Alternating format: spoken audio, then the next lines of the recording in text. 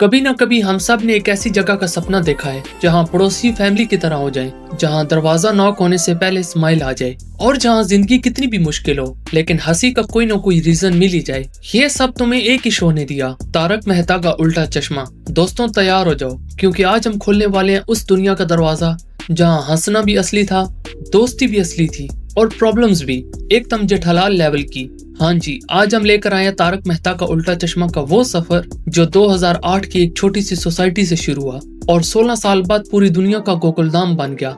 गोकुलधाम, जहाँ पूरा इंडिया एक ही सोसाइटी में रहता है, या ये मानो कि तमाम इमोशंस एक सोसाइटी में रहते हैं। ये सिर्फ एक सोसाइटी नहीं, ये एक मिनी इंडिया है। गुजराती हो, मराठी हो, सिख हो, बिहारी हो, साउथ इंडियन हो, सब लोग एक ही बैल्कनी से टांगे लटका के गॉसिप करते हैं। दोस्तों, तारक मेहता ने सिर्फ टीआरपी नहीं जीती, दिल जीते हैं, अवार्ड्स जीते हैं, गिनेस बुक के रिकॉर्ड्स को हिलाया है। 4000 से ज्यादा एपिसोड्स, 30+ कंट्रीज में टेलीकास्ट, YouTube पे बिलियंस ऑफ व्यूज और सबसे बड़ा रिकॉर्ड, एक भी गाली नहीं, एक भी वल्गर सीन नहीं। फिर भी इंडिया का सबसे फनी शो। कैरेक्टर्स जो शो नहीं बल्कि हमारी फैमिली हैं। जेठालाल, दयाबेन, बापूजी, पोपटलाल, भिड़े, सोढ़ी, डॉक्टर हाथी और टप्पू सेना, 3 जनरेशंस और सबका एक ही शो। बच्चे देखते हैं कॉमिक्स के लिए, पेरेंट्स देखते हैं कॉमेडी के लिए और ग्रैंड पेरेंट्स देखते हैं क्योंकि उन्हें लगता है कि ये उनका दूसरा घर है। इस शो ने डिप्रेशन वाले लोगों को हंसी दी। आज हम तारक मेहता का उल्टा चश्मा की पूरी कहानी सुनाएंगे, एकदम स्पीड, इमोशन, कॉमेडी और नॉस्टैल्जिया के साथ। चलो दोस्तों, चश्मे को सीधा मत करना क्योंकि कहानी उल्टा शुरू होती है। दोस्तों, इस सीरियल का मकसद सिर्फ आपको हंसाना है। दुनिया की भीड़ में अगर आप खुश रहना भूल गए हैं तो रुको, कुछ पल जी लो अपने लिए और सिर्फ अपने लिए, क्योंकि चार्ली चैपलिन ने एक बार कहा था, a day without laughter is a day wasted. अगर आप दिनों को देखो तो दिनों में सबसे बुरा दिन वो होता है जिस दिन आप हंसते नहीं हैं। तो चाहे दुनिया की भीड़ में आप जितना उदास हो जाओ, लेकिन कभी भी हंसना मत भूलना। ये सीरियल तारक मेहता की बुक से लिखा गया है। तारक मेहता जो 40 साल पहले एक चौल में रहते थे और उस चौल में हर कलर, कास्ट, कल्चर और क्रीड के लोग रहते थे और उनके साथ बिताए हुए हर लम्हों को इन्होंने बुक में लिख दिया। गोकुलधाम सोसाइटी का पहला दिन ही फुल धमाल से शुरू होता है, जहां तारक मेहता बताते हैं कि उन्होंने ये सारे कैरेक्टर्स 40 साल पहले ही लिख लिए थे और अब ये सब मिलकर एक ही जगह गोकुलधाम में हंगामा मचा रहे हैं। कहानी की शुरुआत होती है ट्रायल ऑफ टप्पू से, जहाँ पूरी सोसाइटी टप्पू के पापा जेठालाल को कोर्ट में घसीट लाती है क्योंकि उनका बेटा सोसाइटी का चलता फिरता एटम बॉम्ब बनता जा रहा था। सोढ़ी बोले कि टप्पू ने उनकी गाड़ी के टायर्स पंक्चर किए और रोज उनकी खिड़की तोड़ देता है और उसकी वजह से हमें रोज घर की खिड़कियां बदलानी पड़ती हैं। हाथी भाई रोते हुए बताते हैं कि टप्पू ने दवाइयों का लेबल्स चेंज कर दिए और वो सर्दी के पेशेंट को एक हफ्ते तक पेट दर्द की दवा देते रहे। अय्यर और बबीता जी थके हुए टप्पू की साइंस भरी मस्ती से, और भिड़े तो सीधा बोल देता है कि टप्पू तो जेठालाल की जिंदगी की सबसे बड़ी गलती है।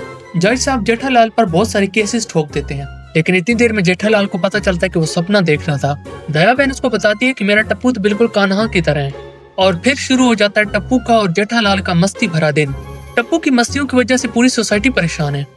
दोस्तों, तारक मेहता का उल्टा चश्मा का हर एपिसोड आपको एक लेसन देता है। और फिर गोकुलधाम में एंट्री होती है बरसात की। बरसात ऐसी चमकी कि पूरी सोसाइटी पैनिक मोड में चली गई। दया को लगता है कि बापूजी मुंबई की बारिश से बीमार हो गए हैं। जेठालाल को और किसी की फिक्र हो ना हो, बबीता जी की फिक्र जरूर होती है और वो स्पेशली उनको कॉल करके बताता है कि शहर में बहुत ज्यादा बारिश हो रही है, अपना ख्याल रखिएगा। तभी पता चलता है कि टप्पू, सोनू, गोली बरसात में खेलते खेलते गायब हो गए हैं। भिड़े और जेठालाल की क्लासिक लड़ाई का सेशन शुरू हो जाता है। ये है गोकुलधाम। बात बात पर महाभारत छिड़ जाती है। सीन में ट्विस्ट तब आता है जब जेठालाल को फील होता है कि बापूजी भी गायब हैं। पूरी सोसाइटी वाले परेशान होते हैं और इतनी देर में पता चलता है कि बापूजी तो घर में ही थे और तब उनको पता चलता है कि टप्पू समेत तमाम बच्चे बिल्कुल सेफ हैं, बल्कि वो असली हीरोज बनकर वापस आते हैं। बारिश के बीच 2 औरतों को बचाकर इंस्पेक्टर से ब्रेवरी मेडल तक का प्रॉमिस ले लेते हैं। सब उनको गले लगा लेते हैं और पेरेंट्स प्रॉमिस करते हैं कि वो आप बच्चों के साथ टाइम स्पेंड करेंगे। बापूजी बालकनी में कुली कर रहे होते हैं और जेठालाल हाइपर मोड में उनको रोक लेता है कि बापूजी, मुंबई में बालकनी से थूकना अलाउड नहीं है। बापूजी बेचारे पूछते हैं कि थूकना कहाँ है, तो दया बोलती है कि कुएं में, लेकिन कुआं तो पेरिस के एफिल टावर जितना दूर लगता है। बापूजी भिड़े को पकोड़े खाने को कहते हैं। भिड़े मना करता है तो बापूजी उसे जबरदस्ती खिला देते हैं। भिड़े को गुस्सा आ जाता है और वो बापूजी को गवार कहकर उनको इंसल्ट करता है। बापूजी का दिल टूट जाता है और वो चुपचाप घर छोड़कर चल पड़ते हैं।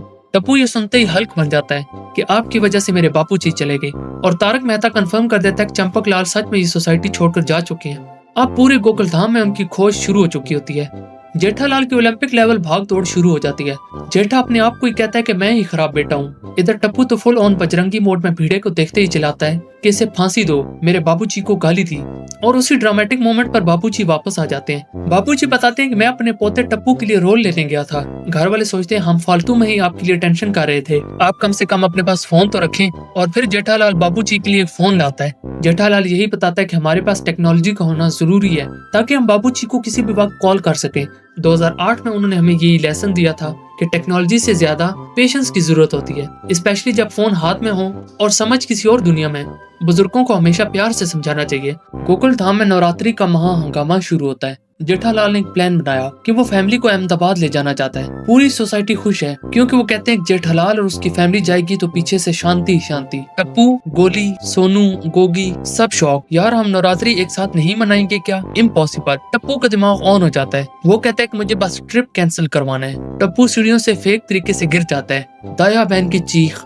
डॉक्टर हाथी फुल स्पीड में भागते हुए आते हैं और चेक करके कहते हैं कि fever plus infection, injection ready है।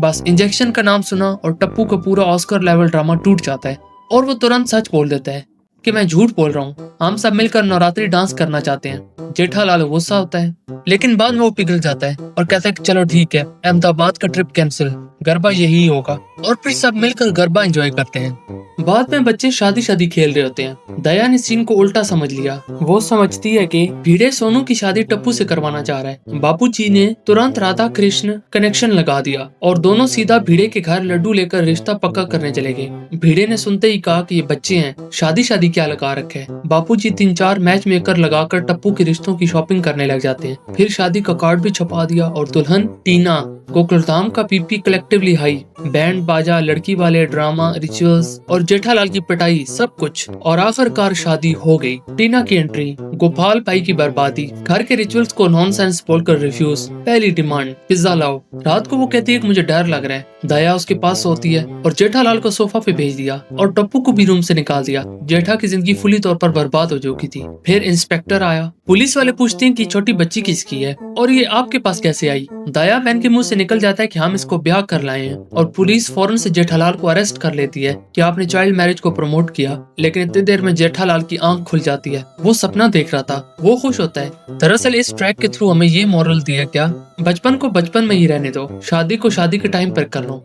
जेठालाल लंदन जा रहा है। इमोशनल गुड बाय विद दही शक्कर, टप्पू क्राइंग, बाबूजी रशिंग और भूल गए अपना चूरन। दया हीरो बनकर एयरपोर्ट तक दौड़ती हुई जाती है और लास्ट मिनट पर चूरन डिलीवर कर देती है। Jethalal safe, society relax. Back home Tappu Sinha plan बनाते हैं 1 लाख का दही हांडी के लिए। सोसाइटी का पैनिक मोड ऑन कि फंड कैसे अरेंज करें। पीड़े स्ट्रेस में, बाबूजी टेंशन में, टप्पू सिन्हा फुल एनर्जी और जेठालाल लंदन में चिल कर रहे हैं। गणेश विसर्जन डे आता है। दया सैड है विदाउट जेठालाल। भिड़े इस्त्री कर रहा है साड़ियाँ एक स्ट्रेस्ड सीईओ की तरह। और सरप्राइज, जेठालाल लंदन से जल्दी वापस आ गया। दया को धमाकेदार मोमेंट मिला और फिर लौट चुकी है वो तूफानी रात। जेठालाल लेट नाइट शॉप से निकलता है। नट्टू काका जाते वक्त कहते हैं कि 14 की रात है, ध्यान रखना। जेठालाल बोलता है कि क्यों, क्या भूत होते हैं? वो सुपरस्टिशियस। तेज बारिश शुरू हो चुकी होती है। रोड पर हो जाती है पावर आउटेज और फिर जेठालाल को नजर आती है एक खौफनाक औरत जिसके पांव उल्टे, सफेद जोड़ा पहने हुए और एकदम से डरावनी लेकिन खूबसूरत भी। और वो फौरन वहां से भाग जाता है घर। जेठालाल बापूजी और दया को पूरी कहानी सुनाता है। पूरी सोसाइटी में भूतनी की बात फैल जाती है और सोसाइटी में भूतनी का पैनिक मोड ऑन हो जाता है। तारक मेहता रैशनल मोड में, भाई ये इमेजिनेशन है, टीवी देखा होगा, दिमाग का ट्रिक है। दया को एक प्लान मिलता है। मोनी बाबा का टोटका, ग्रीन साड़ी, ग्रीन चूड़ियां और सिंदूर की थाली आधी रात में रखनी है और पीछे मत देखना। सोसाइटी का सस्पेंस लेवल 100 पर। भिड़े के सामने आती है वो भूतनी। भिड़े फेस टू फेस घोस्ट से और वो बेहोश हो जाता है। भिड़े पहुंचता है सीधा क्लिनिक में। फीवर और फियर दोनों। दया अपोलोजाइज करके बाहर से एक नया टोटका सीखती है। मिडनाइट, अगरबत्तियां और हनुमान चालीसा। और शुरुआत बाबूजी को करनी है। जेठालाल का बीपी हाई है। पापा रात को बाहर नहीं जाएंगे। बस इलेक्ट्रिक मीटर का सीन आता है। एक्स्ट्रा मीटर चल रहा है। Night petrol start. सब बहादुरी से बोलते हैं पर अंदर से सबका फट्टू मोड ऑन है। टप्पू बोलता है कि अब हम बच्चे पकड़ेंगे भूत। अब सब बड़ों को समझ आता है कि ये सिर्फ इमेजिनेशन नहीं, कुछ तो गड़बड़ है। और फिर आते हैं तांत्रिक। Drama full, logic zero. Iyer गुस्सा और तारक हेडेक में। पूजा के बीच रियल साड़ी वाली ऊपर दिखती है।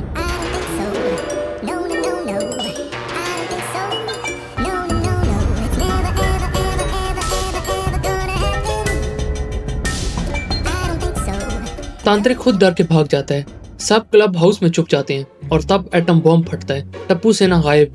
पेरेंट्स बोलते हैं कि अब तो पक्का भूत ले गया। सब बच्चे वापस आते हैं काले कपड़ों में, बोलते हैं कि किडनैप नहीं हुए, प्लान बना रहे थे। आइडिया सिंपल है, नकली भूत बना के असली भूत बाहर लाओ। हमें एक कैरेक्टर चाहिए और तब हीरोइक एंट्री होती है दया की। दया फुल कॉन्फिडेंस में दया भूतनी बन के नाच गाना शुरू करती है। तब सब लोग मिलके उस भूत और उसके साथी को पकड़ लेते हैं। पुलिस आती है। सच बाहर, असल में वो भूतनी एक एक्ट्रेस थी जो रेंट पर लाई गई थी और इसका मास्टरमाइंड एक ड्रग डीलर है।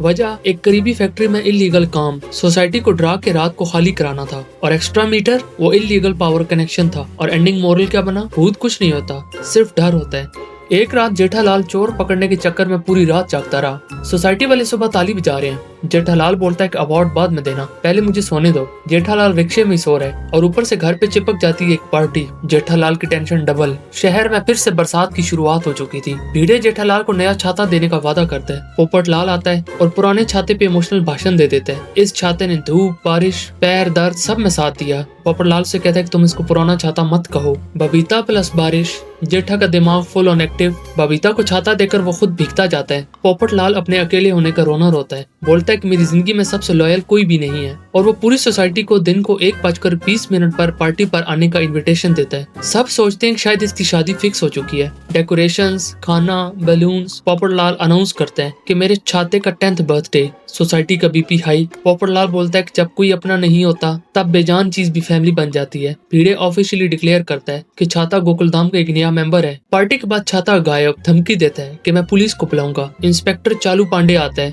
बोलता है कि 100 के छाते के लिए बुला लिया।